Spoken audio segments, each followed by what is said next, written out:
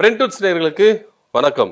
தேமுதிகவுக்கு இந்த வருஷம் Rajya Sabha MP seat இல்ல அப்படின்னு சொல்லிட்டு அவங்க தொடர்ந்து கூட்டணியில தான் இருக்கிறாங்க அப்படின்னு சொல்லிட்டு அரைக்கூவல் பண்ணிருக்காங்க. அதிமுக தரப்புல இருந்து கூவிட்டே இருக்கிறாங்க. ஆனா இங்க தேமுதிக என்ன சொல்றாங்க அப்படின்னு பாத்தீங்கன்னா, நீங்க எங்களுக்கு சீட்டு தரேன்னு சொன்னீங்க, போன வருஷமே சொன்னீங்க, ஆனா நீங்க வருஷத்தை மென்ஷன் பண்றது நடைமுறையில் இல்லைன்னு சொல்லிட்டு எங்களுக்கு டிமிக்கி மேல டிமிக்கி கொடுத்துட்டு இருக்கீங்க. இப்ப அடுத்த வருஷம்ன்றீங்க, அடுத்த வருஷமும் நீங்க கொடுப்பீங்களா இல்லையான்னு தெரியல, ஆனா எதன் நம்பிக்கையில நாங்க கூட கூட்டணியில இருக்கிறோம் அப்படின்னு சொல்லி நீங்க சொன்னீங்க. அதனால நான் ஜனவரி மாசம் கடலூர்ல நடக்கிற எங்க மாநாட்டுல தான் நான் யாரு கூட கூட்டணியில இருக்கிறேன் அப்படின்றத முடிவு பண்ணுவேன், உங்களை நான் நம்புறதா இல்ல அப்படின்னு கதவை சாத்திட்டாங்க தேமுதிக அதிமுகவுக்கு.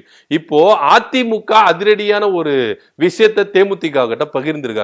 1% ஓட்டு கூட உங்களுக்கு இல்ல, நாங்களே போனா போதுன்னு உங்களுக்கு என்ன பண்ணோம், போன நாடாளுமன்ற தேர்தலில் 5 சீட்டு கொடுத்தோம், ஒரு ராஜ்யசபான்னு சொல்லி கொடுத்தோம். ஆனா நாங்க வாக்கு மாறல, எந்த வருஷம் சொன்னோமா, ஆனா நாங்க கொடுப்போம், கொடுக்காமல இருக்க மாட்டோம். இப்ப 2026 கொடுக்கறோம்னு சொல்லிட்டு பொதுவெளியில சொல்லிட்டு நிச்சயமா 2026 கொடுத்துருவேன், நீங்க தான் இப்படி பிஹேவ் பண்ணிக்கிறீங்களே, 1% கூட உங்களுக்கு ஓட்டு இல்ல. ஏன்னா நீங்க நாடாளுமன்ற தேர்தல் பாத்தீங்கன்னா 2% வாங்குனீங்க, ஆனா உங்க ஓட்டுன்னு பாத்தீங்கன்னா 0.45% தான். அந்த 1% கூட உங்களால வாங்க முடியல, நீங்க ஓவரா பிஹேவ் பண்ணிக்கிறீங்களே அப்படின்ற ரேஞ்சில கடுமையான முகத்தோடு கரடுமுரடான பேச்சோடு எடப்பாடி பழனிசாமி தேமுதிக கிட்ட பேசுனதா தகவல் லீக் ஆயிருக்கு.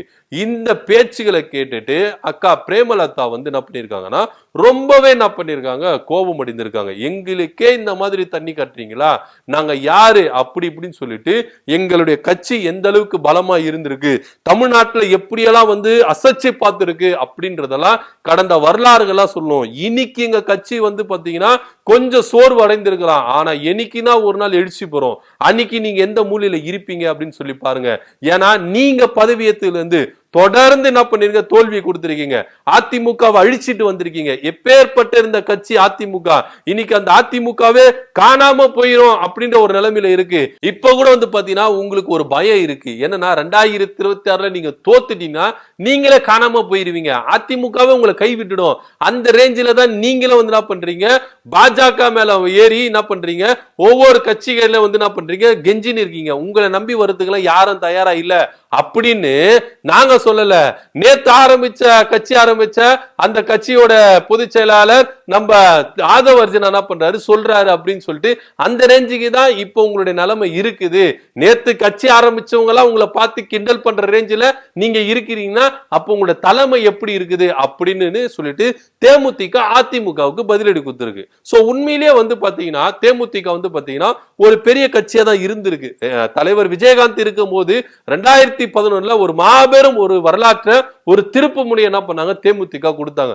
அப்பவே என்ன பண்ணாங்கன்னா, இவர் அசைக்க முடியாத ஒரு நம்பிக்கையா வந்துருவாரு, அதிமுக திமுகவுக்கு மாற்றா தேமுதிக வந்துரும் அப்படின்னு சொல்லிட்டுதான் நிறைய பேர் என்ன பண்ணாங்க அப்பத்தி கருத்து சொன்னாங்க. ஆனா அதுக்கப்புறம் விஜயகாந்தோடைய செயல்பாடுகள் கம்மியாக கம்மியாக கம்மியாக பாத்தீங்கன்னா தேமுதிக கொஞ்சம் தேய்பிரையில தான் போயிருந்தது. இப்போ விஜயகாந்த் மறைவுக்கு பிறகு அவருடைய மகன் உள்ள வந்திருக்கிறாரு, அவருடைய மனைவி உள்ள வந்திருக்காங்க, அவருடைய மச்சான் உள்ள வந்திருக்கிறாரு.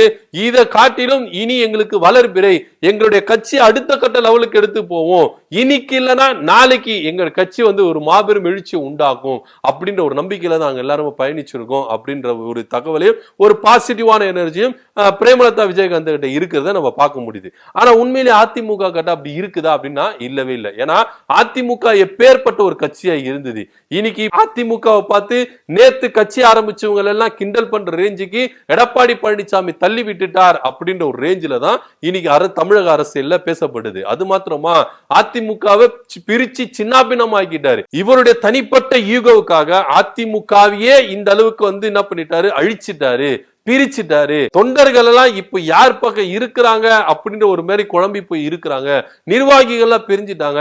இப்போ பாஜக லேடியா மோடியா அப்படின்னு போல்டா கேட்ட அதிமுக ஆளுமைகளை உருவான ஜெயலலிதா இந்த கட்சியை எப்படி வச்சிருந்தாரு, ஆனா இன்னைக்கு மோடி காலில் போய் விடுற அளவுக்கு அதிமுகவை கொண்டு போயிட்டீங்களே அப்படின்னு சொல்லிட்டு ஒவ்வொரு அதிமுக தொண்டர்களும் வேதனையில எடப்பாடி பழனிசாமி மேல குற்றச்சாட்டுகளை முன்வைக்கிறாங்க. உண்மையிலேயே அதுதானங்க.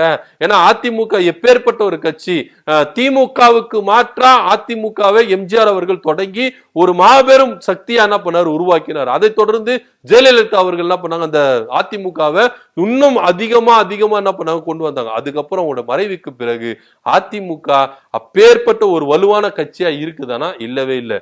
சசிகலா ஒரு பக்கம், டிடிவி தினகரன் ஒரு பக்கம், ஓபிஎஸ் ஒரு பக்கம், இன்னும் புகழேந்தி அது போன்ற மற்றவர்கள் ஒரு பக்கம், எல்லாம் பிரிஞ்சு கிடக்குறாங்க அப்படின்ற ஒரு ரேஞ்சில தான் அதிமுக நிலைமை இருக்கு. இதை பயன்படுத்தி அதிமுக முதுகுல ஏறி சவாரி பண்ணலாம் அப்படின்னு சொல்லிட்டு தான் பாஜக தங்களுடைய ஆதிக்கத்தை அதிமுக மூலமா உள்ள புகுத்துறதுக்கு, தமிழ்நாட்டுக்குள்ள வர்றதுக்கு ரெடியா இருக்கிறாங்க அப்படின்ற ஒரு தகவலும் பச்சையா நம்மளுக்கு தெரியுது. சோ இதுக்கு எல்லாமே வழிவகுத்தது யாரு? எடப்பாடி பழனிசாமி தானே. இப்ப கூட எடப்பாடி பழனிசாமி தன்னுடைய சுய லாபத்துக்காக தான் அதிமுகவை இந்த பாழும் கணத்துல தள்ளி இருக்கிறாரு. ஏன்னா அவருக்கு இந்த தேர்தல் வாழ்வா சாவா தேர்தல். ஏன்னா அவர் தலைமையேற்று தொடர்ந்து 11 தேர்தல் என்ன பண்ணிருக்காரு? தோல்வியை சந்தித்திருக்காரு. ஒரு தோல்வி கூட வெற்றி அடையல அப்படின்னு சொல்லிட்டு தான் சொல்லப்படுது. ஏன்னா திமுக தலைவரா ஸ்டாலின் அவர்கள் பொறுப்பேற்றதிலிருந்து தொடர்ந்து எல்லா தேர்தலிலும் அவர் வெற்றி பெற்றிருக்கிறாரு. ஆனா இங்க எடப்பாடி பழனிசாமி தலைமையேற்று ஒரு தேர்தலில் கூட வெற்றி பெற முடியல. அப்ப யாரு சிறந்த ஆளுமை? நான் தான் சிறந்த ஆளுமை, நான் தான் சிறந்த தலைமை பண்பு அப்படின்னு சொல்லிட்டு எடப்பாடி பழனிசாமி பெருசா பேசிக்கலாம். ஆனா செயல்பாடுல இருக்குதானா? இல்லவே இல்லை. அப்படி ஒரு விஷயம் தான் இருக்குது. சோ இதன் மத்தியில பாத்தீங்கன்னா எடப்பாடி பழனிசாமிக்கு 2026 ஒரு கடுமையான தேர்தலா தான் இருக்கும். இந்த தேர்தல்ல அவர் ஜெயிச்சிட்டாருன்னா அதிமுக அவர் கையில இருக்கும், தோத்துட்டாருன்னா அதிமுக அவர் கையில இருக்காது அப்படின்றதா பேசப்பட்டு வருது. சோ இதன் மத்தியில தான் எல்லா கட்சிகளும் தன்னுடைய ஆதரவு தாங்கன்னு சொல்லிட்டு ஒவ்வொரு கட்சி வாசல்லையும் போயிட்டு என்ன பண்றாரு? நிக்கிறாரு எடப்பாடி பழனிசாமி. ஏன்னா உண்மையிலேயே பாத்தீங்கன்னா அதிமுகவை எதிர்பார்த்து எல்லா கட்சிகளும் என்ன பண்ணுவாங்க? அதிமுக வாசல்ல நிப்பாங்க. ஆனா இன்னைக்கு அதிமுக ஒவ்வொரு கட்சி கட்சி ஆரம்பித்த தமிழக வெற்றி கழகத்தின் வாசல்ல கூட போய் நிக்கிறாங்கன்னா அவங்களுடைய தயவு அதிமுகவுக்கு தேவை, எடப்பாடி பழனிசாமிக்கு தேவை. அதனால தான் அங்க போய் நிக்கிறாங்க. அதனால தான் அந்த கட்சியோட ஒரு பிரிவு பொதுச் செயலாளர் இவ்வளவு கேவலமா கிண்டலா பேசி கூட அதை எதிர்க்க முடியாம திராணி இல்லாம நிக்கிறார் எடப்பாடி பழனிசாமி அப்படின்ற ரேஞ்சில தான் அதிமுக போயிட்டு இருக்கு. சோ இப்ப ஏற்பட்ட ஒரு குற்றச்சாட்டுகளை முன் வச்சுட்டு இருக்காங்க. ஆனா உண்மையிலே தேமுதிகவுக்கு மவுசு இருக்குது அப்படின்னு சொல்லலாம். ஏன்னா காங்கிரஸ் தலைவர் செல்வ பெருந்தகை என்ன பண்ணிருக்காரு? நீங்க கூட்டணிக்கு வரணும், அதாவது எங்க கூட்டணிக்கு வரணும், நீங்க என்ன பண்ணுங்க, சேர்ந்துருங்க அப்படின்னு சொல்லிட்டு தேமுதிகவுக்கு இன்னைக்கு அழைப்பு விடுத்திருக்காரு. எதுவா இருந்தாலும் பிரிந்து கிடக்கிற எல்லா சக்தியிலும் எப்படியாச்சும், அதாவது திமுகவுக்கு எதிராக இருக்கிற எல்லா சக்தியிலும் ஒன்றிணைக்கணும்னு சொல்லிட்டு இங்க பாஜக அதிமுக துடிச்சுட்டு இருக்காங்க. ஆனா தீய சக்திக்கு, சனாதனத்துக்கு, மதவாதத்துக்கு எதிராக இருக்கிற எல்லா சக்தியிலும் ஒன்றிணைக்கணும்னு சொல்லிட்டு இந்த பக்கம் என்ன பண்ணிருக்காங்க? களம் இறங்கி இருக்கிறாங்க. சோ இதனாலதான் பாத்தீங்கன்னா தேமுதிகவை தம் பக்கம் இழுக்கணும்னு சொல்லிட்டு காங்கிரஸ் என்ன பண்ணுது? ரொம்பவே என்ன பண்ணிருக்காங்க? முயற்சி இருக்கிறாங்க. சோ கூட்டணி வாங்க, நீங்க வந்தீங்கன்னா கொஞ்சம் எங்களுக்கு இதுவா இருக்கும் அப்படி. ஏன்னா இது ஜெயிக்கிற குதிரை. இந்த விஷயம் தேமுதிக பொதுச் செயலாளர் பிரேமலதா விஜயகாந்துக்கு நல்லாவே தெரியும். அதனாலதான் அதிமுக தேமுதிக கூட்டணியில இருக்குது அப்படின்னு சொன்னாலும் அதை வரவேற்று பேசாம தேமுதிக அதை கடந்து போறாங்க.